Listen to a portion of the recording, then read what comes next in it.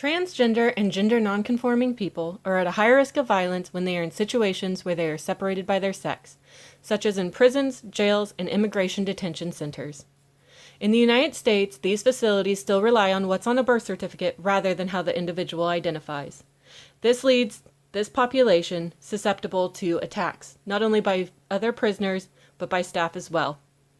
A California study has shown that transgender prisoners are 13 times more likely to be sexually assaulted than their cisgender counterparts.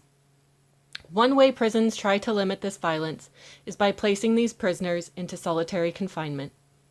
Beyond the horrible living conditions, medical treatment such as hormone replacement therapy and sexual reassignment surgeries are usually denied, even if it has been deemed medically necessary by a doctor. The lack of medical attention and care can lead to undue stress, self-harm, and even suicide. Many opponents of medical treatment for trans and gender nonconforming prisoners state the cost as their number one reason why they feel it is not necessary or needed. This view simply lacks human compassion and regular facts. The fact is, solitary confinement is really expensive, and to just put the prisoner where they feel that they would be safe and where they identify would cost less money. Another fact is that the cost of medical treatment to help with self-harm or suicide attempts is really expensive, so that cost could be cut out, again, if medical treatment such as hormone replacement and sexual reassignment surgeries and being placed in the right cell was allowed. Another fact is that hundreds of prescriptions and non-medical as well as medical procedures are done for cisgender prisoners. This adds up.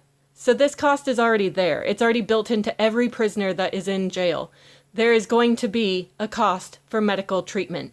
It doesn't matter what it is. If it's glasses, hearing aids, liver transplant, blood transfusions, all these are costs that are associated with cisgender prisoners. So to deny a prisoner based on cost is just an unrealistic fact.